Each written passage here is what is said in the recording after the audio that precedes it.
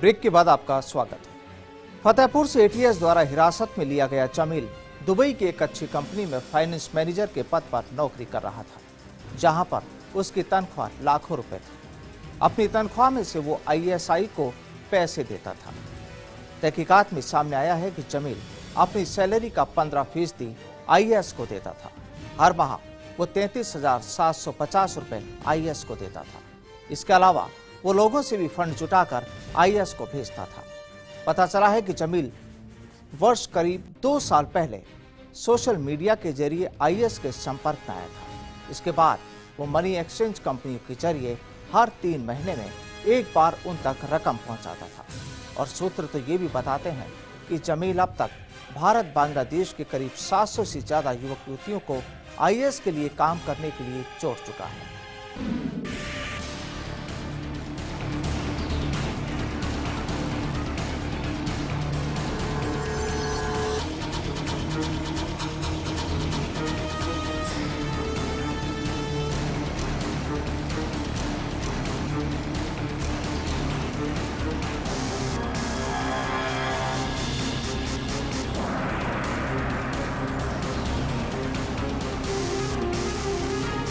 पहले सिराजुद्दीन की तस्वीरें सामने आई थी।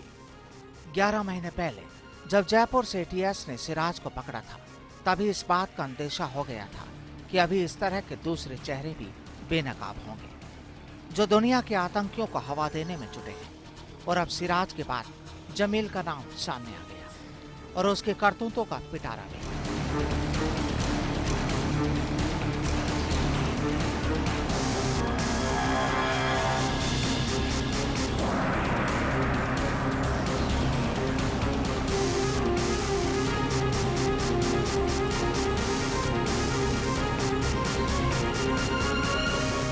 तहकीकात में सामने आया है कि सिराज की गिरफ्तारी के बाद से ही जांच एजेंसियों को कई क्लू मिलते चले गए। और जब सिराज से पूछताछ की गई तो उस वक्त एक लड़की का नाम भी सामने आया था, जिससे सिराज की जानकारी थी। और वहीं तफ्तीश में ये भी सामने आया है कि जमील भी उसी लड़की से ताल्लुक रखता था, या यूं कहें कि उससे भी इसकी जानकारी थी।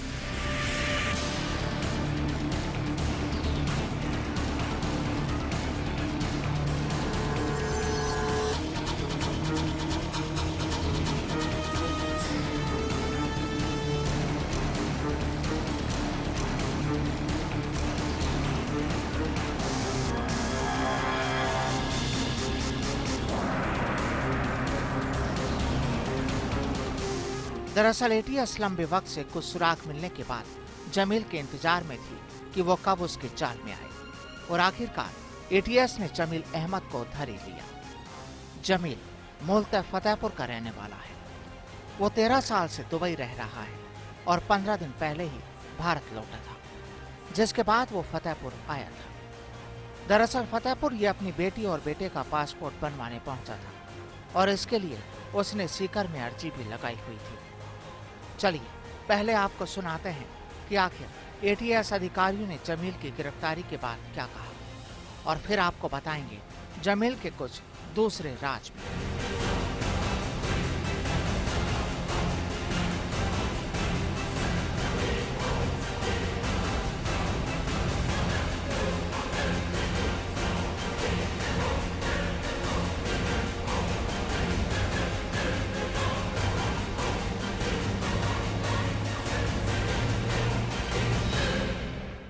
राजस्थान एटीएस द्वारा एक सिस्टर एजेंसी के इनपुट को वेरीफाई करने के बाद आईएसआईएस से जुड़ा हुआ उनसे संपर्क करते हुए पाया गया एक व्यक्ति, जो उनका एक्टिविटीज़ को फिनांस भी करता है, ऐसे एक व्यक्ति को गिरफ्तार किया। उनके खिलाफ UAPA unlawful activities prevention act के तहत मुकदमा दर्ज किया। 1-to-1 इंटरेक्शन और जो दूसरे चैनल से मैसेंजर्स हैं उसके थ्रू हुआ है और उसने बात की है। उसके बाद में उन लोगों ने इसको मदद करने के लिए कहा, तो इसने कुछ लोगों से बाहर से फंड मंगाए भी हैं और डिस्बर्समेंट जो है वेस्टर्न यूनियन के थ्रू और अन्य पेटीएम वगैरह के थ्रू, पेटीएम नहीं पेपॉल के थ्रू सीरिया के लोग जो सीरिया के बाहर रह के और फंड इकट्ठा करके और टेररिस्ट को पहुंचा रहे हैं, उनको लेबनान और टर्की, इसका तो हमारे पास आया है।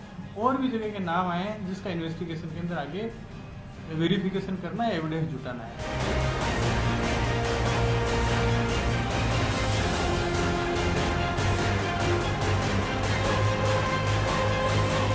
एटीएस की जांच में सामने आया है कि जमील सीरिया, इराक, बांग्लादेश सहित कई इस्लामिक देशों के लोगों से इंटरनेट के जरिए जुड़ा हुआ है।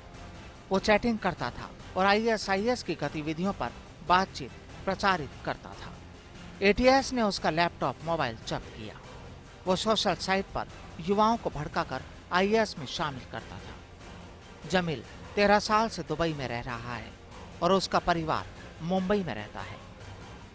वो दुबई की एक कंपनी में असिस्टेंट फाइनेंशियल मैनेजर है। साल 2014 में जमील का फेसबुक के जरिए इराक, सीरिया के कुछ आतंकियों से संपर्क हुआ।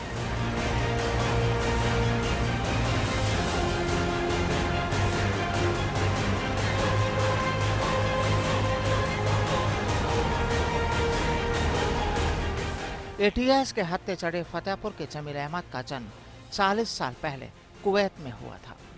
उसके माता पिता वहीं रहते थे और उसकी प्राथमिक शिक्षा भी वहीं हुई। फर्स्ट इंडिया की पड़ताल में सामने आया है कि जमील करीब 13 साल पहले दुबई चला गया।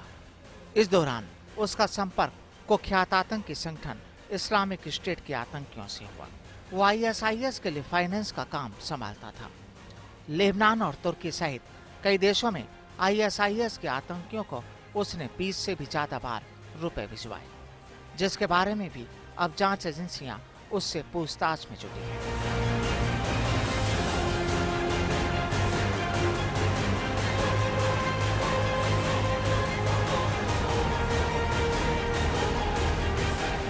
फर्स्ट इंडिया के लिए फतेहपुर से योगेश पारिक के साथ crime desk, bureau report. Jameel Ahmed नामक ये शख्स हालांकि अभी एटीएस के रिमांड पर है और अगले 7 दिनों तक ये अपने राज भी खोलेगा, लेकिन अभी तक जमील से जुड़ी जो जानकारियां सामने आई हैं वो वाकई चौंकाती है। सोशल मीडिया के जरिए शख्स ने दुनिया के कई हिस्सों में आतंक की हवा फैलाई और आतंकियों को पैसा मुहैया कराने में भी इसने अपनी अहम भूमिका निभाई थी।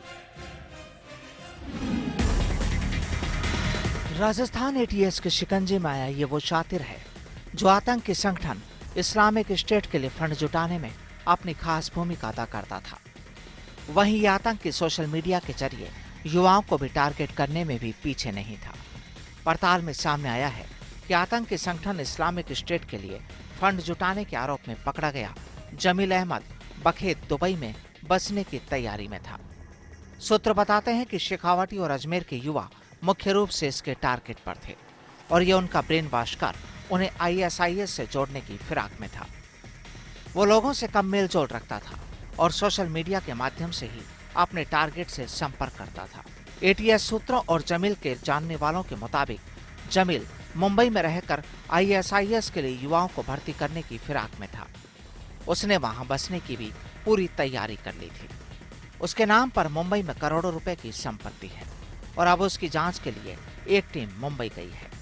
उसने पूछताछ में आईएसआईएस के कई आतंकियों के नाम बताए हैं।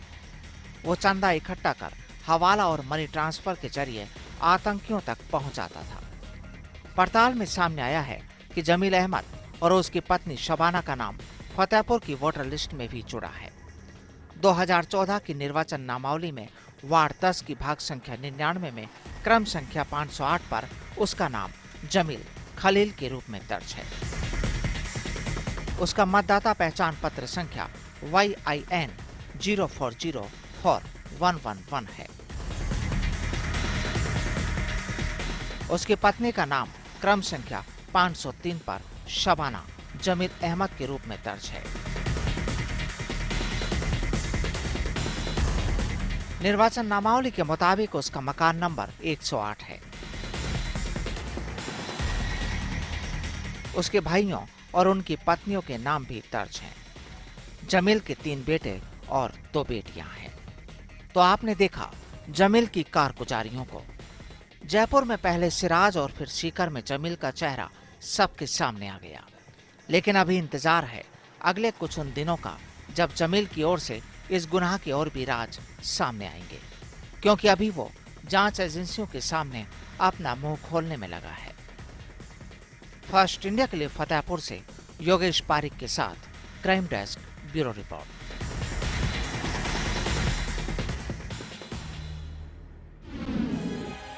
ISIS का ये गुर्गा भी 7 दिनों तक ATS के रिमांड पर है और जाहिर सी बात है कि इन 7 दिनों में जांच एजेंसियां इससे वो सब कुछ जानने की कोशिश करेगी जो करतूत ये करता आया है।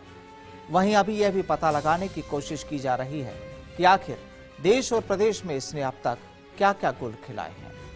फिलहाल तहकीकात में आज इतना ही। मुझे दीजिए इजाजत। नमस्कार।